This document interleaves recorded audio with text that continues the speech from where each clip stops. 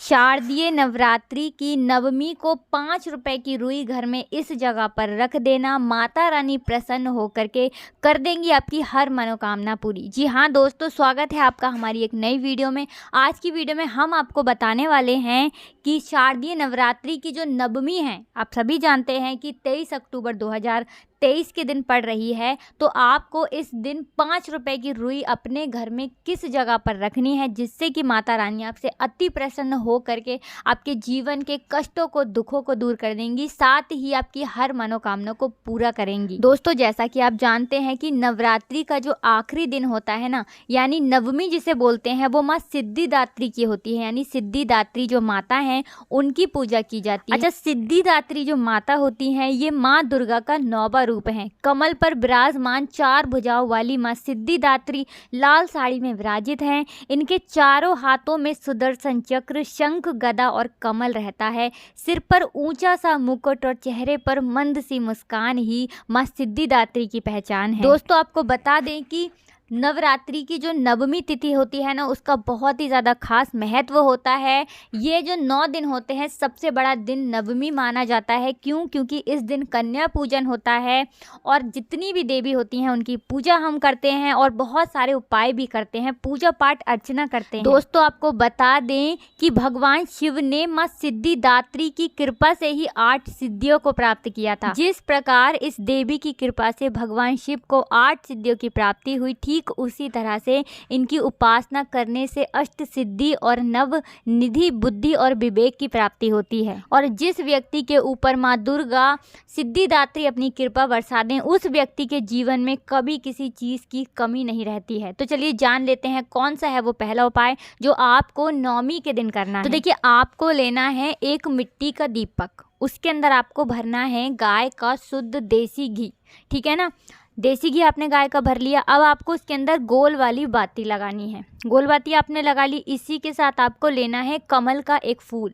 फूल जो आप लेंगे बिल्कुल भी मुरझाया हुआ नहीं होना चाहिए। अब आपको ये एक घी का दीपक माता रानी की जो आपके घर में चाहे प्रतिमा है, चाहे तस्वीर है 9 देवी की, उसके आगे आपको देसी घी का ये एक दीपक जलाना है। और इसके बाद जो कमल का फूल आपने लिया है ना, वो कमल का फूल आपको माता सिद्धिदात्री को यानी माँ दुर्गा को अर्पित करना है। देखिए, माँ दुर्गा के ही सारे रूप होते हैं, जितनी भी 9 देवी हैं ना, वो माँ दुर्गा के ही रूप हैं। तो आपको वो एक कमल का फूल अर्पित करना है, देसी घी का दीपक उनकी प्रतिमा के आगे जलाना है। और इसी के साथ आपको उनसे प्रार्थना करनी है कि आपके जीवन के जो कष्ट हैं, जो दुख हैं, उन्हें दूर करें और आपकी जो भी मनोकामना है ना, उसके लिए भी आपको माँ से प्रार्थना करनी है। माता रानी को जो कमल का फूल होता है वो बहुत ही प्रिय होता है। और जो व्यक्ति माता सिद्धिदात्री को ये कमल का एक फूल भी अर्पित कर देता है ना, माता रानी अपने उस भक्त की बड़ी से बड़ी मनोकामना को पूरा कर देती हैं। तो दोस्तों, ये तो था पहला उपाय, बहुत ही सरल उपाय है। अब बात कर लेते हैं जल्दी से दूसरे उपाय। देखिए, आप सभी जानते होंगे कि जो अष्टमी होती है, सप्तमी होती है, जो नवमी होती है, जिसे नवमी भी बोलते हैं, उस दिन बहुत सारे लोग तरह तरह के पकवान बनाते हैं, तरह तरह के मिष्ठान माता रानी को भोग अर्पित करते हैं। तो देखिए, अगर आप ये सारी चीज़ें, वैसे तो आप खीर पूरी है, हलवा चना है और मालपुए हैं, ये सारी चीज़ भी भोग में चढ़ा सकते हैं। लेकिन अगर आप ये सारी चीज़ें माता रानी को नहीं चढ़ा पा रहे हैं, कोई भी कारण है, कोई भी रीज़न है, तो आपको केवल माता रानी को गुड़ अर्पित करना है। 5 रुपए का आप गुड़ लेकर के आइए और माता रानी को वो गुड़ अर्पित कर दीजिए।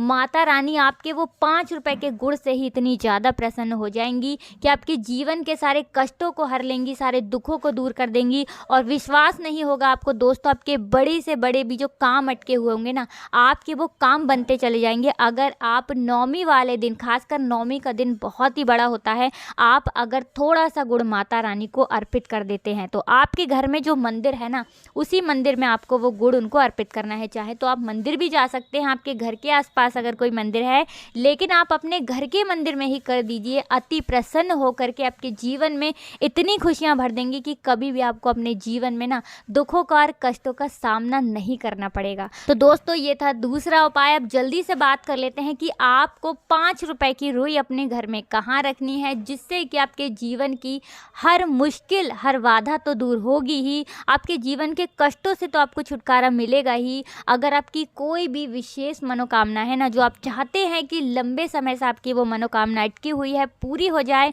किसी भी बहुत उपाय कर लिए, बहुत कुछ करके देख लिया, लेकिन नहीं पूरी हो पा रही है, किसी न किसी वजह से आपकी वो मनोकामना अधूरी रह जा रही है, कोई भी आप काम करना चाह रहे हैं, किसी विशेष क्षेत्र की तैयारी कर रहे हैं, उसमें सफलता प्राप्त करना चाहते हैं, कोई ऐसा लक्ष्य है जो आप चाहते हैं कि आपको आपका वो लक्ष्य प्राप्त हो जाए ना, बहुत मेहनत करने के बाद भी अगर आपको ऐसा लग रहा है कि आप अपने जीवन में सफलता को प्राप्त नहीं कर पा रहे हैं, आपको नवमी वाले दिन, ठीक है ना, नवमी जो होती है ना 23 अक्टूबर 2023 को पड़ रही है, आप सभी जानते हैं। तो आपको नवमी वाले दिन रुई अपने घर में इस जगह रखनी है। कहाँ रखनी है तो देखिए आपको बता देते हैं। आपको लेनी है 5 रुपए की रुई। अच्छा, रुई जो आप लेंगे ना, आपको ये चीज़ ध्यान रखनी है कि एक रुई जो होती है जिसमें हल्की सी दवाई लगी होती है, जो मेडिकल वगैरह पे मिलती है ना, वो रुई आपको नहीं लेनी है।